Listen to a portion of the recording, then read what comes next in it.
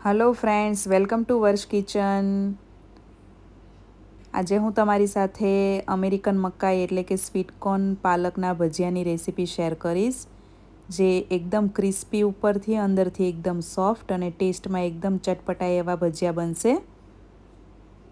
અત્યારે કોરોનામાં શું બનાવવું, ઓછી વસ્તુ મળી રહી છે કોરોનાના વાતાવરણમાં, તો બધી હાઉસવાઈફને પ્રોબ્લેમ હશે.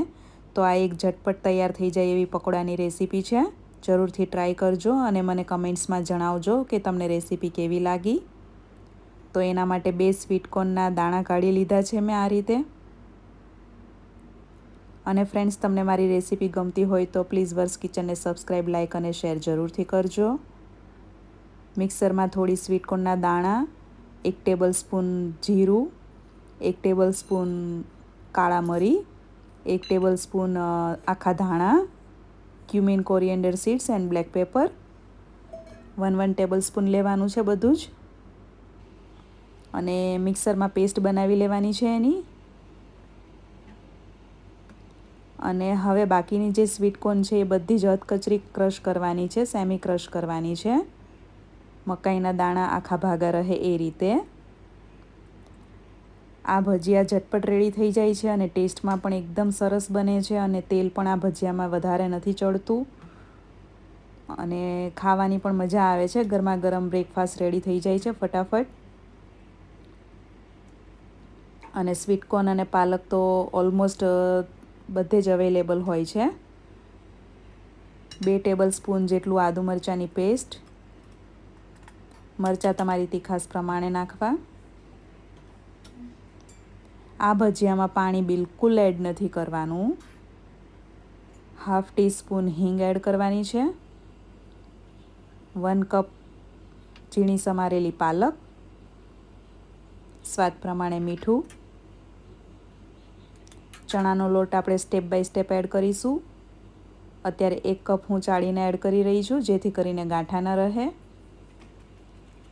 2 કપ જેટલી મકાઈની પેસ્ટ છે, તો એમાં 2.25 કપ જેટલો ચણાનો લોટ એડ કરવાનો છે.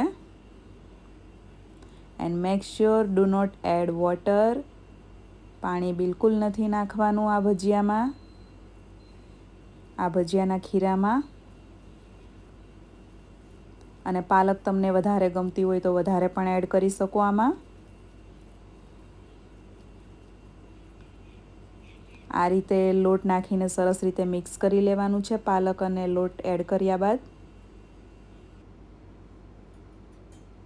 ફરીથી 1 કપ બેસન એડ કરીશું, એટલે કે ચણાનો લોટ છે.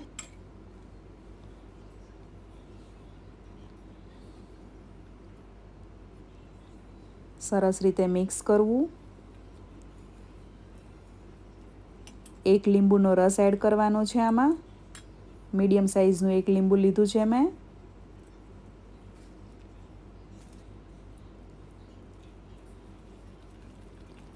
ફરીથી 1/3 કપ જેટલો ચણાનો લોટ એડ કરવો પડશે.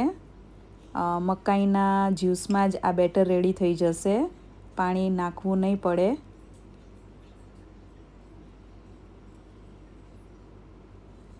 ફ્રેશ મકાઈ હોવાથી બેટર એકદમ સરસ રેડી થશે, એના રસમાં જ રેડી થઈ જશે.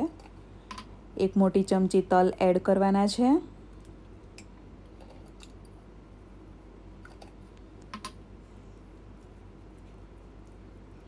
આખા ધાણા, કાળા મરી અને જીરુંનો ફ્લેવર એકદમ સરસ આવે છે આ પકોડામાં. ફરીથી થોડો ચણાનો લોટ એડ કરીને સરસ રીતે મિક્સ કરી લેવાનું છે આ ખીરાને. ત્યારબાદ તેમાં 1 કપ જેટલી કોથમીર એડ કરવાની છે. તમને લીલી ડુંગળી અને લીલું લસણ મળી જાય તો એ પણ એડ કરી શકો. આજે મેં નથી નાખ્યું આમાં. લીલી ડુંગળી અને લીલું લસણ એડ કરવાથી એકદમ સુરતી પોંકવડા જેવો જ ટેસ્ટ આવશે આ ભજીયાનો. આજે મેં આદુનું પ્રમાણ વધારે એડ કર્યું છે, એનાથી પણ ફ્લેવર સરસ આવે છે. હવે 1 ચપટી જેટલો સોડા એડ કરવાનો છે, ખાવાનો soda.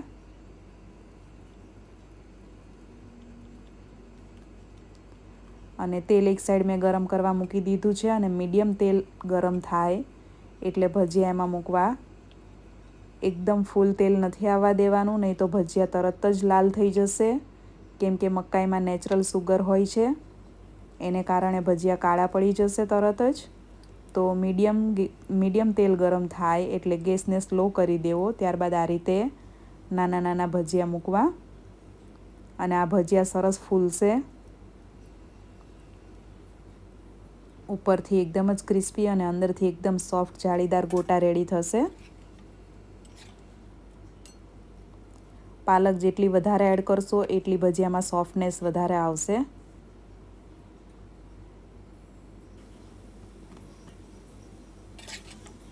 Slow to medium gas પર જ તળવાના છે, ગેસ ફાસ્ટ નથી કરવાનો. જો તમને એવું લાગે કે તેલ એકદમ ઠંડુ પડી રહ્યું છે તો અડધી મિનિટ માટે ગેસને ફાસ્ટ કરીને ફરીથી ધીમો કરી દેવો અને આ રીતે ગોલ્ડન ક્રિસ્પી થાય ત્યાં સુધી ફ્રાય કરવા. લગભગ 3-1 મિનિટમાં ભજીયા તળાઈ જાય છે.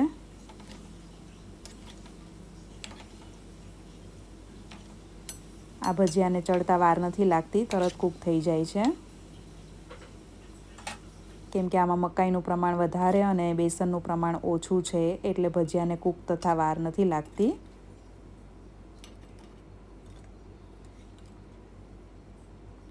અને ટેસ્ટમાં પણ ખાટા મીઠા અને તીખા એવા છે, નમકીન, એટલે ગરમા ગરમ મકાઈના ભજીયા ખાવાની મજા આવશે.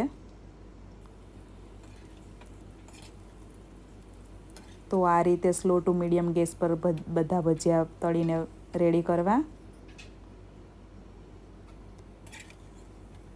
તો અત્યારે કોરોનાના ક્લાઇમેટમાં દરેક હાઉસવાઈફને એક સરસ નવી રેસીપી મળી ગઈ છે, મકાઈના ભજીયા, પાલક મકાઈના.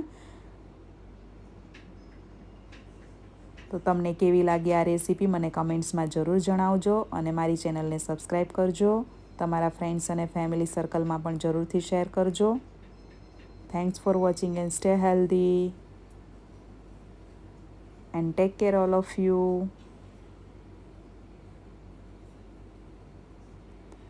ફરીથી આપણે મળીશું એક નવી હેલ્ધી રેસીપી સાથે. Good bye.